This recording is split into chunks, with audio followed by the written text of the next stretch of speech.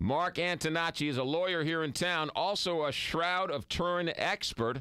Mark, you said last hour that you have last segment, you have a test to prove whether or not this shroud is or is not the actual shroud that Jesus wore when he was taken down off the cross.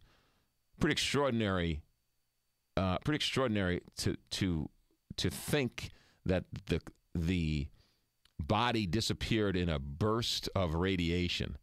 What was your reaction when you made this presentation at this conference?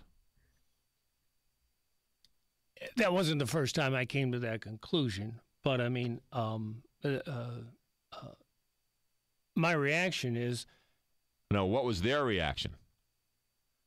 How was this being received by the experts in the community?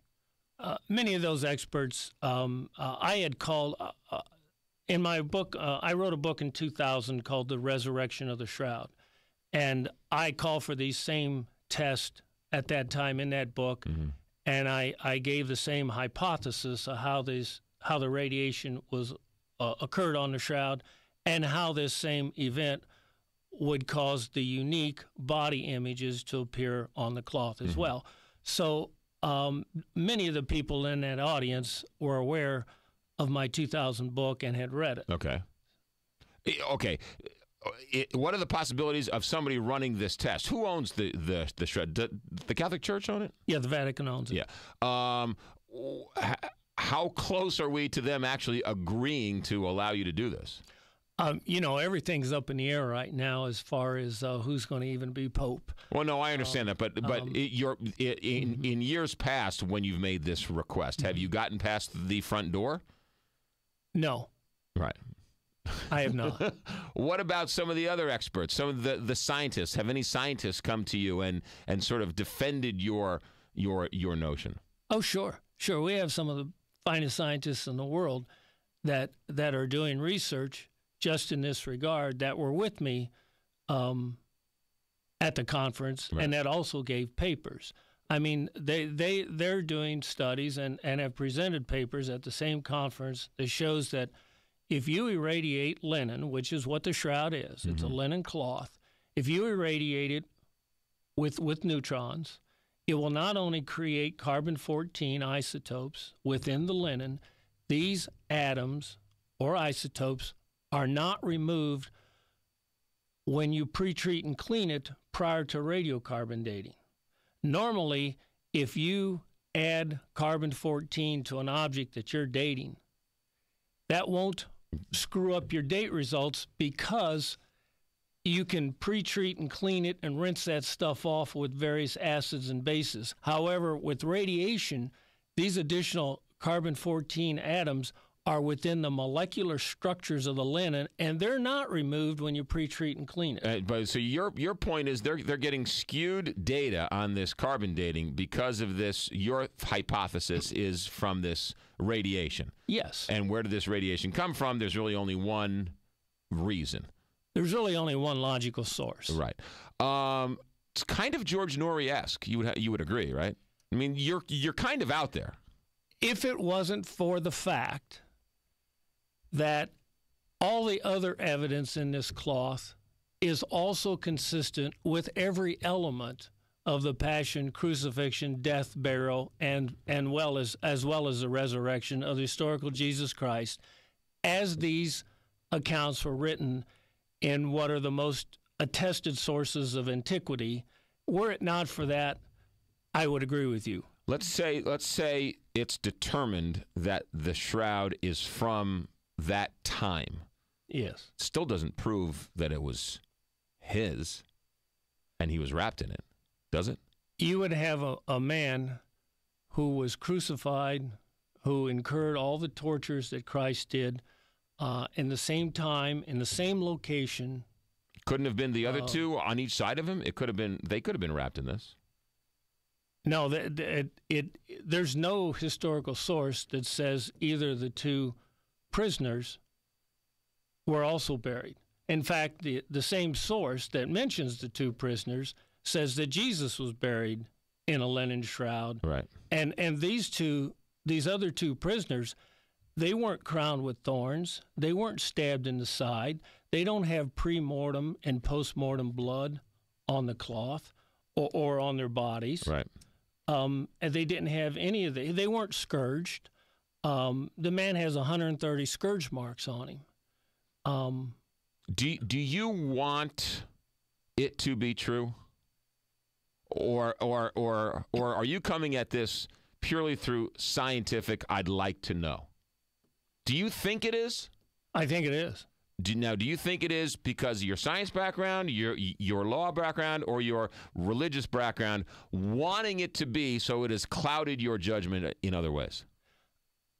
It's my law background. As an attorney, if you have thousands of items of evidence for one particular conclusion, and you have one aberrant result for another conclusion, and that one is controversial, and you can test that. If I had to give a conclusion right now, I would say that is the burial garment of Jesus, and that the events that were described to have occurred to him, say from Good Friday through Sunday morning, I would say those events did occur to him. And in fact, this miraculous encoding event captures all the other events. It's like it took two photographs of the man, the frontal and dorsal photographs, that captures all this evidence. Mark Antonacci, our guest, Shroud of Turin expert, St. Louisan, who wants the Vatican to allow him to radioisotope test this. What's the official terminology here? Just test it for radiation, I guess, right? Yes. Okay. Last question for you, Mark. Why do we care? Is it? Do you want to prove that Jesus died on the cross? What will humanity learn or know by proving this to be true or not true? If you give me a few minutes to try to answer that. Make it interesting. Okay. There's the obvious eternal benefit. I mean, this same guy... But there are people who believe regardless of what it says. And there are people who won't believe regardless of what it says. But there's people who, if these tests find the results that were hypothesized, there's many people who would realize the same conclusion. Yes, this man was Jesus, and he matches all the circumstances in time, place, location, and that he was crucified, he suffered, he was buried, he was dead. But there are people who already know that and he resurrected. Well, I'll be honest with you. I was an agnostic. I didn't think that before. I understand that, but there would also be another benefit too, besides the eternal benefit. But which I want to get back to. But on the eternal side of it, if you realize that these events happened, and that it could be a formula for you, this guy comes back to life. If this is a formula or a means for you to have life after death, you'd look at that because sooner or later you're going to die. Right. The one absolute of your existence is you're going to die. Right. And so this issue is relevant to you. Are you agnostic still? No. Are you Catholic now? I'm Protestant. You're Protestant. Okay, yeah. So you're Christian then. In other yes. words. But again, very similar to politics. It's a question without an answer. No matter how much you show somebody, look, this man lived, this man is this, all of these things. People who want to believe are going to believe, and people who don't want to believe are not going to believe. Just because this man, according to you, disappeared in a burst of radiation. Doesn't mean he's the Son of Man. And if they don't believe it, there still doesn't matter what evidence you prove to them. Okay, most people probably know, they've heard of the Shroud of Turin, they've heard of its radiocarbon date. They're probably not aware of the thousands of other pieces of evidence that are consistent with its authenticity and that are consistent with the passion, crucifixion, death, burial, and resurrection. I think you ought to look at the result after people have had a chance to look at that.